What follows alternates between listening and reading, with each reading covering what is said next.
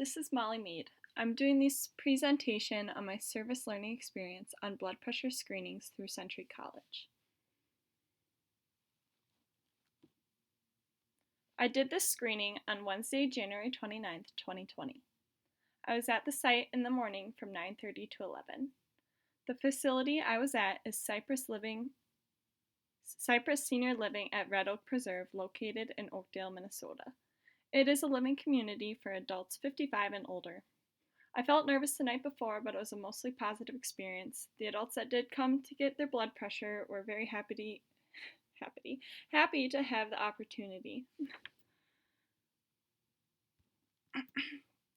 The resources I brought with were my watch, stethoscope, and blood pressure cuff. I also brought little cards for me to give out with written blood pressure on this date. However, most participants didn't want one.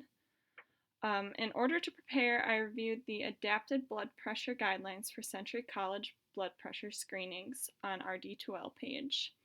I also reviewed the National Institute of Health webpage with information on blood pressure. Here is the link. I ended up printing both of these sheets out to bring with me. Not many people ended up being interested in reading them or taking a copy, although I did have a couple participants ask me if their blood pressure screenings were normal. I was able to answer these questions about blood pressure for these participants because I had learned the material in class and also had reviewed those materials before I went. Here is a chart on the blood pressure guidelines from the American College of Cardiology. I arrived to the screening event and I was in my school uniform. I was early. I had my name badge, my watch, my stethoscope, and blood pressure cuff. I also had materials with to study in between participants. I remained honest with the participants as a couple of them thought I was already a nurse or would be graduating this semester. I felt competent. I had practiced taking blood pressure several times and had reviewed materials on hypertension. My practice and education on taking blood pressure and understanding what blood pressure readings meant allowed me to work within the nursing student scope of practice. In order to work within my scope of practice, I should not perform skills on others that I'm not prepared for. Performing a skill that I'm not competent in would be unethical for a couple of reasons. It could cause harm to patients, and it would also be dishonest. Performing a blood pressure screening wrong might result in a patient not knowing that they have hypertension, or you could falsely tell someone that they do have hypertension. Either outcome would not be good. It might cause someone to not worry about their blood pressure when they should be following up with their healthcare provider. Conversely, an incorrect blood pressure reading might cause someone to go to their healthcare provider worried that they do have hypertension, when in reality they have a healthy blood pressure reading. I think that just would add to unnecessary health costs. A nurse might feel pressured to step out of professional boundaries and scope of practice if they're ashamed they don't know how to perform a skill and then they continue to attempt it anyways.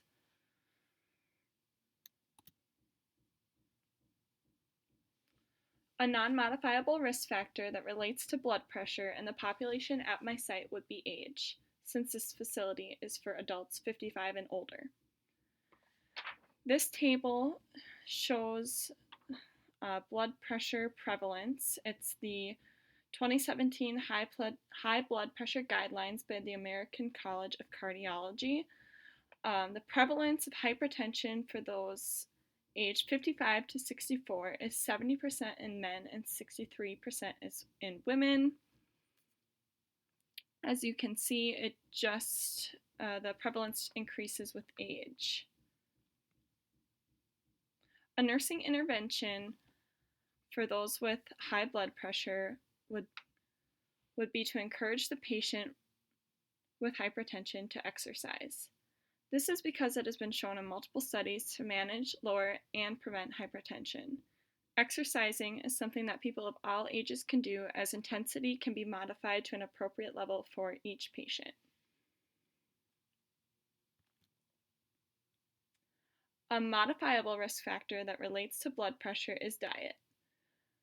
For someone experiencing high blood pressure, diet is one way to manage it, and a nurse can encourage the DASH diet, which would be an appropriate diet to manage high blood pressure. The DASH eating plan is the best diet demonstrated to be effective for lowering blood pressure. Educating patients on the DASH diet will empower the patient to make informed dietary choices that will reduce their blood pressure. Obesity is another risk factor that applies to this population and relates to blood pressure. There is a positive correlation between BMI and blood pressure, and at least 20% of all U.S. adults are obese. The prevalence is even higher in some states.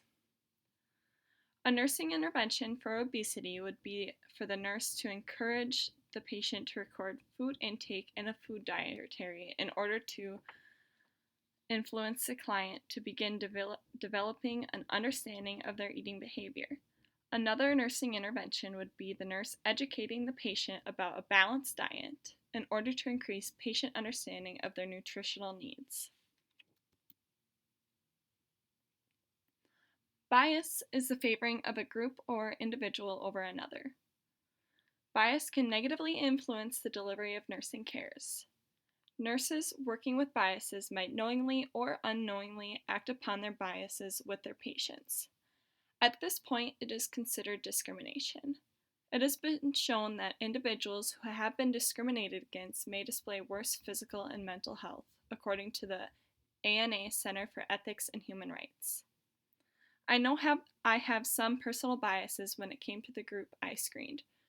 Regarding adults 55 and older, one of my biases is that I tend to have a worry for the health and safety of older adults. I believe this is from my experience working in nursing homes. However, I've also learned from those experiences in nursing homes when it is appropriate to be very concerned, as this can be inappropriate concern for many older adults. I try not to let that bias get in the way of my care.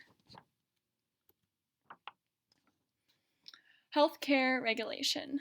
The Minnesota Board of Nursing is a regulatory agency for nurses in Minnesota. It holds nurses accountable. Its mission is to protect the public's health and safety through regulation of nursing education, licensure, and practice. The American Nurses Association is a nursing organization that aims to advance the nursing profession by fostering high standards of nursing practice, promoting a safe and ethical work environment, bolstering the health and wellness of nurses, and advocating on healthcare issues that affect nurses and the public. The ANA can empower nurses to give safe, up-to-date healthcare to patients. Regulatory agencies like the ANA and Minnesota Board of Nursing drive the delivery of healthcare to continuously evolve so that patients will receive safe, up-to-date care. Thank you.